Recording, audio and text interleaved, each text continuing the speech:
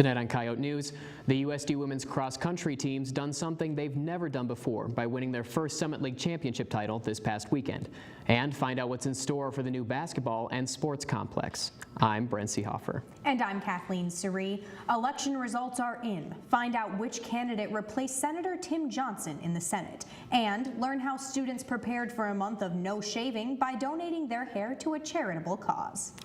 Plus, kicker Miles Bergner is setting new records for the Coyote football team, and the Coyotes recorded their 15th straight Summit League home win on Halloween. But first, the headlines with Michaela Feldman. 29-year-old Brittany Maynard ended her life last week under the Death with Dignity Act. Maynard suffered from terminal brain cancer and became the face of the controversial Right to Die movement. She moved to Oregon, where physicians gave her life-ending medicine so she could die on her own terms. Oregon, Alaska, and Washington, D.C. legalized marijuana for recreational use, while Florida rejected their proposal for medical marijuana. In the three approving states, the law would allow people over 21 to produce, sell, and use marijuana. The ruling in Washington, D.C. could be overruled by Congress, which has the authority to turn over D.C. laws. Republicans from across the U.S. regained control of the Senate and House of Representatives. In the House, there will be at least 246 seats, which is the most for the GOP since World War II. The Republicans took 7 Democratic seats in the Senate and hold a 52-43 edge. And those are your headlines.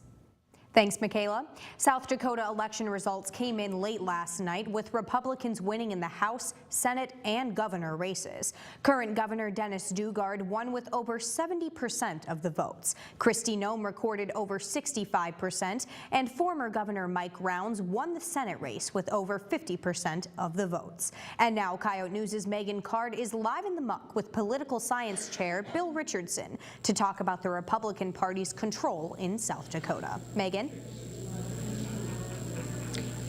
Thanks, Kathleen. It was Republican Sweep Tuesday in statewide elections. I'm here with Dr. Richardson on the implications of these midterm results. Thanks for joining me today. My pleasure. Can you tell me a little about, with the Senate race seemed to be maybe the most hotly contested, but I'm kind of wondering what put the Rounds campaign ahead, and was this a lot of hype in the end? Well, there certainly was a lot of hype sort of midway through, where the Democrats put the fear into the Republicans that they might lose the state. And so part of the game that was being played nationwide was to get the other party to take seemingly safe seats, consider them unsafe because of independent candidates, and dump a whole bunch of money into the state. David Montgomery from the Argus Leader said that with Republicans controlling all 13 of the statewide offices, that the party itself is probably in the most control it's been in the state for the past century. Do you agree with that statement? I don't know about the past century, but certainly since 45 or so. I mean, this is an extremely strong position for the Republicans. It's also a position then that they have to produce some appropriate legislation and govern accordingly. Thank you very much. That was Dr. Bill Richardson, chair of the Political Science Department, on what to expect now that midterms are over. Live from the muck, I'm Megan Card. Thanks, Megan. The USD women's cross-country team won their first Summit League championship title this past weekend. 4 Coyotes placed in the top 7 to earn first team All-Summit League honors. Juniors Amber Eichhorn and Katie Wetstein led the way with 2nd and 3rd place finishes. Bethany Kozak and Kelsey Barrett placed 5th and 6th to earn first team honors as well. Kozak, a freshman, was named newcomer of the championship for USD. With the win, head coach Dan Fitzsimmons was named the Summit League Women's Coach of the Year. The Coyotes finished with 29 points, which is 31 points ahead of the 2nd place and reigning champion, North Dakota State. The women ranked 10th in the Midwest region in the final rankings of the season. Later in Coyote Sports, find out how the men's team did at the championships and how they're ranked in the region. Most students know that a new arena is under construction next to the Dakota Dome. But what's included in the expansion? On this week's Yote Report, Nicole Griffith finds out it's much more than just a basketball court. With the switch to D1 athletics, the university is required to have separate facilities for the football and basketball teams to play in. It's been nearly 6 months since the groundbreaking ceremony last May. Construction has begun, but we'll have to wait a couple years for the finished product. The $66 million expansion is set to include a 6,000-seat arena, 2 practice courts, a locker room, weight room, and training area, along with space for the physical therapy, occupational therapy, kinesiology, and sports sciences departments. A 9-lane outdoor track and 2 new soccer fields are expected to be finished by this time next year and the arena by fall of 2016. Athletic Director David Herbster says a majority of the funds were privately raised. As iconic as the Dome has been for the state of South Dakota for the last 35 years, and we have outgrown it to a certain degree, and we've seen a lot of people around us really improve their facilities. I think this really gives us the ability to have our facilities be as iconic for the next 35 years. The arena will expand from the Dome's south end zone, allowing inside access between both buildings. A digital model of the expansion is up on GoYotes.com, including a live webcam of the construction process. For the Yote Report, I'm Nicole Griffith. Coming up, if you saw students getting their heads shaved in the muck, don't worry, it was all for a good cause. And as the stress of finals week approaches, one student organization is hoping to help students out during this time of year. Stay tuned.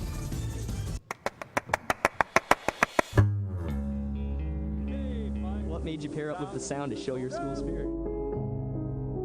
Go for the up and under, and that one will fall forward.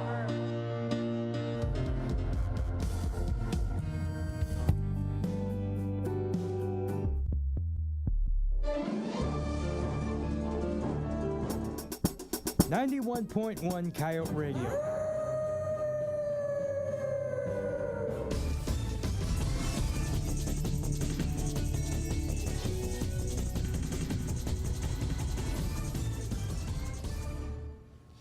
Final exams are only a few weeks away, and with these tests often comes stress. As Coyote News' Victoria Harmony reports, one organization on campus hopes to help students during this time of year. Lost and Found does more than raise awareness for suicide and depression. It promotes prevention as well. President Tracy Kalesa explains the positivity of the organization through stress-relieving activities on campus. Around finals week, we hand out little kits with like bubble wrap and crayons and different things to let people's inner child out a little bit and help them to de-stress.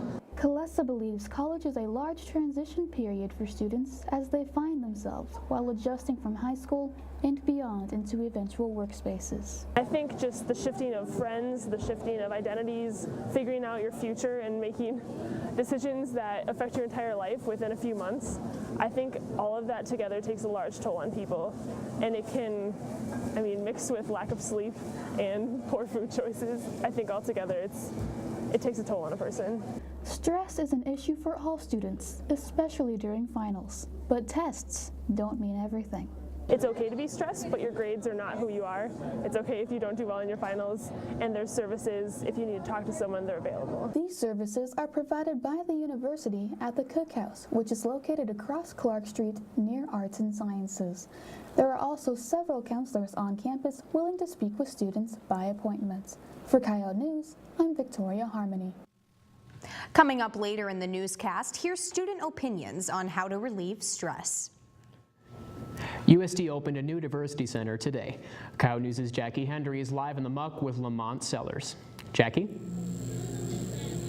Thanks, Brent. The center's grand opening this afternoon signified the next step in USD's pursuit of inclusive excellence.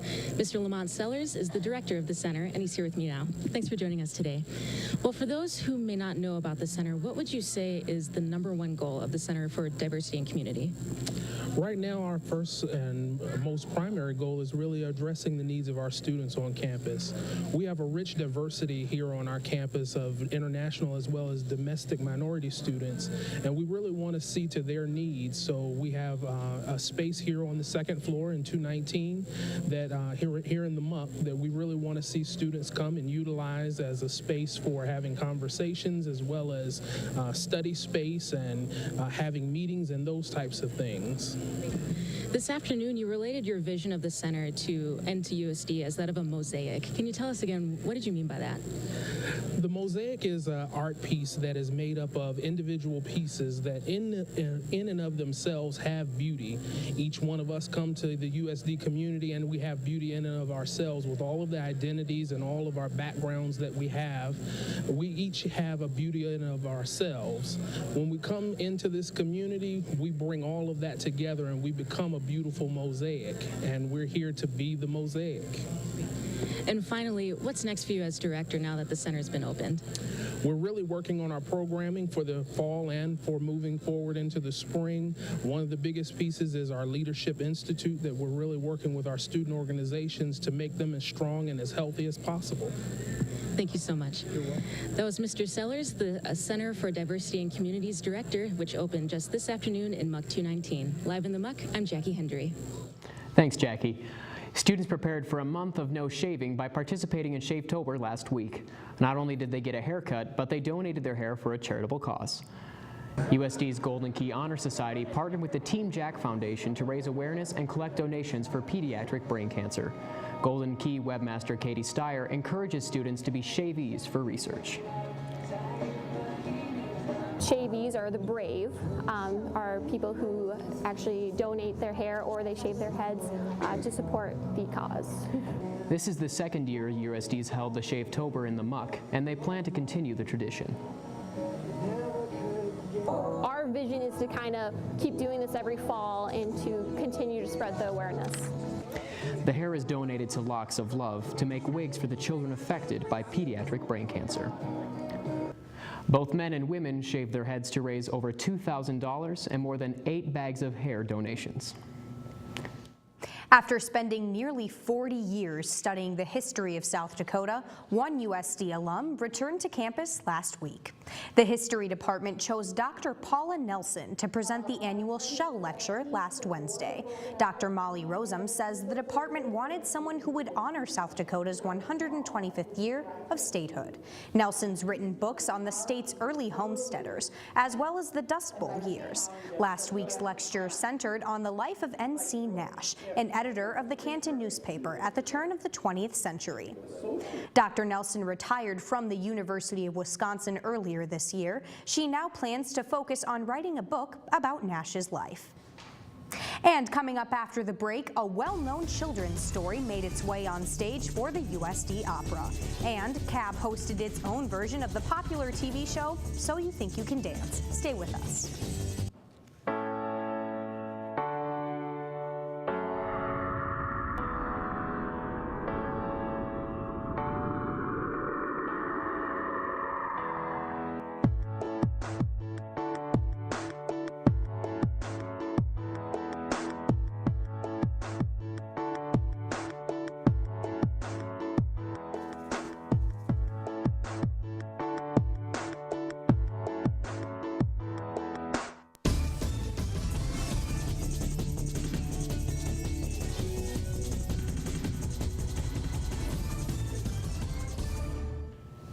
This weekend, the USD Opera performed a common children's book.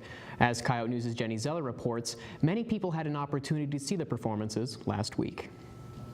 We all know the story of the Three Little Pigs. There's Despina, who studies about houses before building hers out of bricks, while her brothers hastily build theirs out of whatever they can find. And of course, the Big Bad Wolf, who tries to blow down all their houses and eat them up. But do you know why this popular children's story was performed by opera students here at USD? Well, I would always prefer to pick an opera that has a wonderful moral or a wonderful lesson for children. And the moral of the story? It promotes a big lesson in literacy and the importance of reading. Dr. Brandon Hendrickson is a director of the Three Little Pigs. He chose this play not just for USD students, but instead to bring opera to the community and teach young children about the art form and just continually inspire them and encourage them to be a part of music in their program as well. During their tour, they performed for nearly 3,000 students here in Southeast South Dakota and in Iowa, including students here at Jolly Elementary. Brian Rasmussen plays Don Giovanni, and he says going on tour is one of the best parts of being involved with the opera. It's really just a fantastic program because just to be able to share our art with so many young children and expose them to the glorious art of opera in a way that they can really relate to and enjoy. Rasmussen says there's a few parts during the opera students enjoy the most. Well, there's a pretty fun sword fight that I have with my brother. The kids always get a kick out of the chase scene between me and the big bad wolf. And of course, the story ends with the big bad wolf dying as he tries to go down the chimney. But don't forget the main message of the story. Power can be found through reading and going to the library. So always use that resource to not only help yourself, but others as well. For Coyote News, I'm Jenny Zeller. Last week, USD held their own version of the popular TV show, So You Think You Can Dance. Students gathered in Alf's Auditorium for the CAB event, which highlighted dancing talent at USD. CAB member Lindsay Clausen says the organization holds a lot of singing competitions, so they decided to highlight a different talent, dancing. So Yotes Think They Can Dance showcased 8 competitors, and Diego Marquez was named the winner. Marquez learned his dancing skills through YouTube and improved his performance. He chose his song just 3 hours before the show. I was scared if I picked a faster song, then I wouldn't have time to think. So I was like, maybe a slower song would work better. Judges determined the top 3 acts. A tap dancing duet earned 3rd place, while a pop duet won 2nd place. CAB also hosts open mic nights, comedians, hypnotists, and speakers, along with concerts on campus. You can visit the USD calendar online for a complete list of events. If you were walking by Alf's Auditorium Monday night, you may have noticed a crowd of people. This long line formed to experience The Maze, a show full of magic demonstrations as well as a religious message. Josh Hayes volunteered for the event and says crew wants students to enjoy these opportunities. Yeah, we're not all about just a message, but we are here to have fun. We are here to reach the community, and we just want everyone to have a good time. Hayes says the lines leading up to Alf's Auditorium speak for themselves. I mean, if it was a small event, people might not show up until 5 minutes before the event, where people start showing up an hour and a half before just to be able to get a good seat. So I think that just shows the quality of event that is going on tonight at The Maze. The Maze will visit other colleges in South Dakota as it continues its tour. On this week's Coyote blog, Abby Pierce tells us why we shouldn't skip over this November holiday and straight to Christmas. Well, everyone, once again, it's November, and Halloween is past, and it's time that we are having that time of year. But here we go again, another year of everyone skipping over Halloween costumes to Christmas decorations. It never fails to surprise me how quickly people forget about the fact that we have almost 2 months until Christmas is actually here, and we have another holiday before then. I'm here to say, what about Thanksgiving? I'm not a Scrooge by any means, but I do think that it is a little bit early to be breaking out the Michael Bublé Christmas CD and tinsel when we still have Thanksgiving to look forward to. Sure, it might not have all the glitz and glam of Christmas or nearly as long of a break, but Thanksgiving has some great things to offer that shouldn't be overlooked. It's a chance to eat as much as you want, guilt-free. If you do feel guilty, you're doing it wrong. And what other holiday brings people together to watch sports on TV? And for those shopaholics out there like me, Black Friday shopping. But most importantly, it's a day devoted to being thankful for how lucky we all are. I urge you to not only spend the day reflecting on who and what you're thankful for, but use this month to think about it and thank those who make your life awesome. And don't worry, after Thanksgiving, Christmas will be here before you know it. For Coyote Blog, I'm Abby Pierce. Thanks, Abby. Coming up next, the Coyotes recorded their 15th straight Summit League home win on Halloween. Plus, kicker Miles Bergner is setting new records for the Coyote football team. Stay with us.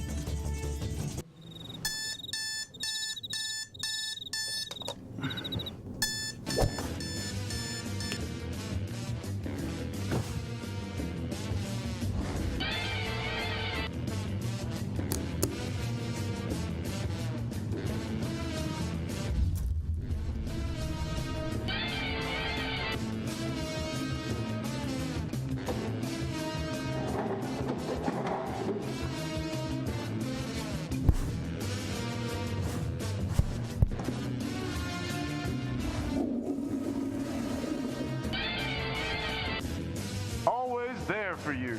Coyote News, Wednesday, live at 5.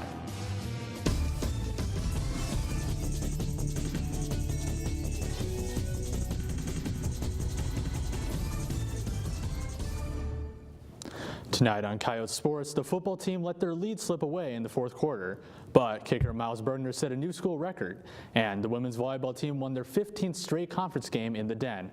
I'm Charlie Daldorf. And I'm Erica Arpan. Learn more about intramural dodgeball, and sports commentator Grant Boziacki gives you this week one NBA power rankings. First, the headlines. Michaela?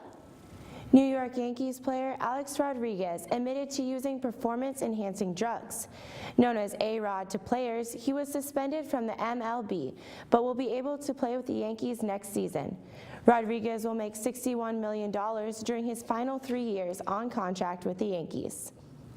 Yesterday, the Minnesota Twins held a press conference to introduce Paul Molitor as the team's new manager. Molitor was selected into the MLB Hall of Fame in 2004 and will become the Twins' 13th manager in the team's history.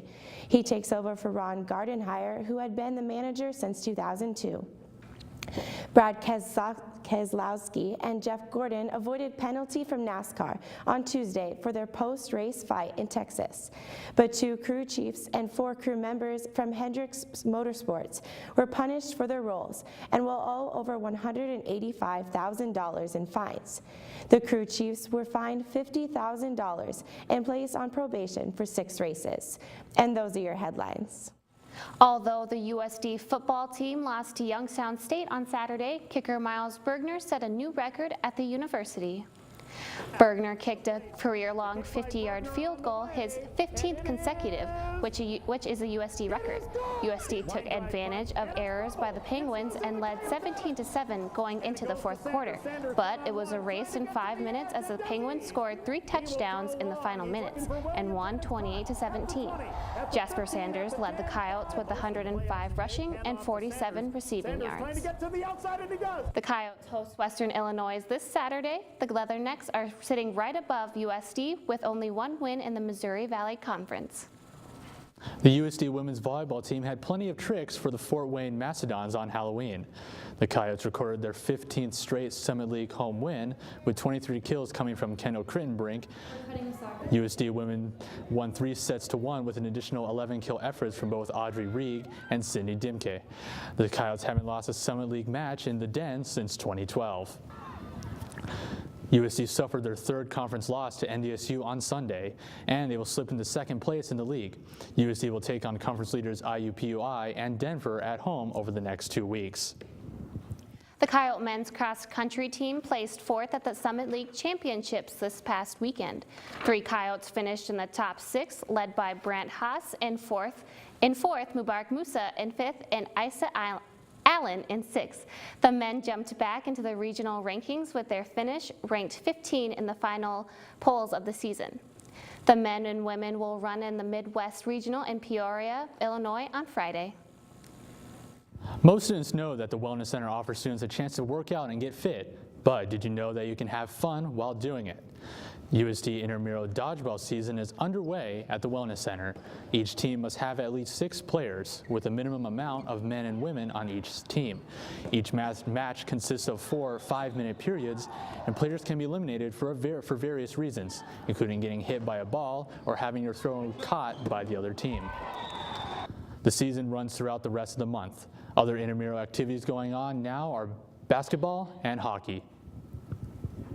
In this week's sports commentary, Grant Boziacki gives you his early season power rankings in the NBA. Every team in the NBA has played at least 2 games, some as many as 5. So it's time I give you my top 5 power rankings in the NBA thus far. Coming in at number 5, the Chicago Bulls. Their 3 wins are versus the Knicks, Timberwolves, and Magic. Not overly impressive, but this looks like a deeper Chicago team. Jimmy Butler is playing well, and Aaron Brooks has played really well off the bench so far. Number 4 is the Memphis Grizzlies. The Grizzlies are unbeaten at 4-0. All you have to know is they're giving up the least amount of points in the league. Number 3, the Rockets. They have the best record in the league so far. They've already got 5 wins. They had a really poor offseason, and their bench is still suspect. But Trevor Ariza has been a great addition, and remarkably, they've won all of their games by double digits. That hasn't been done since 84-85 by the Nuggets. Number 2, the Splash Brothers and the Warriors. Klay Thompson is leading the league in scoring with just under 30 a night. Steve Kerr inherited an awfully talented team. And finally, number 1, it's no real surprise. It's got to be the San Antonio Spurs. It's definitely too early in the year to not have last year's champs be at number 1. They're just 1-1 so far this year, but Kawhi Leonard is back after missing some time. And after week 1, the Spurs are definitely atop of the power rankings. For Coyote Sports, I'm Grant Boziacki. Coming up after the break, find out how President Abbott interacts with students and what he thinks it means to be a Coyote. Stay with us.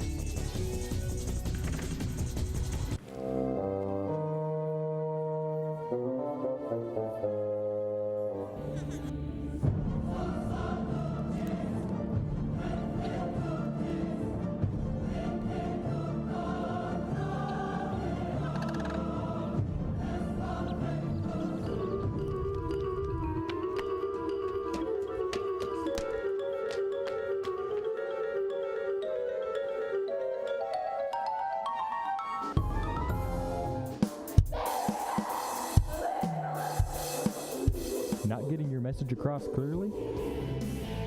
Contact Kyle Creative for all your promotional needs.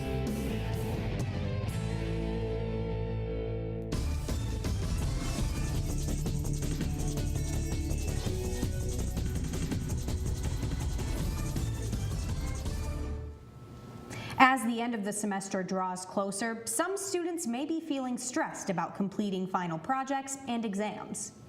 On this week's Out and About, we asked students how they relieve stress. Well, sleeping is a big part of it. Workout, gym. Definitely sleep, just sleep a lot. Activity at the wellness center usually loosens me up. I like exercising. Play the piano for hours on end, and then by the time I'm finished, I'm fully relieved.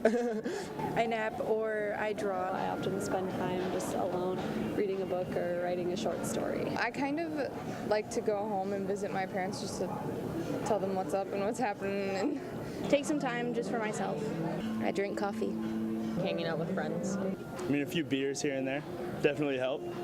Usually by just chilling down and watching some Sports Center. Going for a run. I just relax and just hang out with friends and watch TV. Like you have to schedule in that me time or the relaxation time. Sleep. I think you try to relax and just realize that it's not as serious as you think it is. As we continue our What It Means to Be a Coyote series, find out how President Abbott does more than just run the university.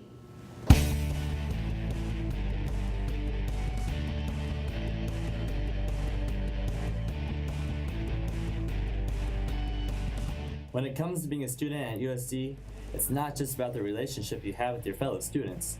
It's about the way you interact with faculty, including President James Abbott. If it weren't for the students, number one, we wouldn't be here, but number two, it wouldn't be nearly as much fun. Abbott's been president of USD for 17 years, and he says he interacts with students by saying hello to everyone during his frequent visits to the MUC or during his walks around campus with his dog, McGovern. I hope that what that means to students is that they know I'm interested in what they're doing and how they're doing, and I like to give and take with students. That's really fun. President Abbott even makes guest appearances on a student radio show on KAOR 91.1. As for being a Coyote, President Abbott says he's strongly affected by the university's fight song, Hail South Dakota. I kind of get goosebumps when I think about USD. When Joe Glenn sits down at the piano, as he often does, and plays his school song, it means something to me. It kind of sends shivers up my spine, and I sort of feel emotional and a sense of pride, and that's what it means to me, pride. Get to know President Abbott by scheduling an appointment to meet with him during his office hours on USD's website. And the next time you see him in the MUC or walking his dog around campus, say hello, because that's what it really means to be a Coyote. Tom Brokaw, USD graduate and former NBC nightly news anchor, made headlines for answering his phone while covering the elections. I thought you were a fire. Yeah. Yes, I will remember to bring home the milk and right. And don't worry about it. And I'll feed the dog in the morning. You just sleep in. It's going to be okay. I'm sorry about that. That's all for Coyote News. Don't forget to like us on Facebook and follow us on Twitter and Instagram. Have a great night. We'll see you next time.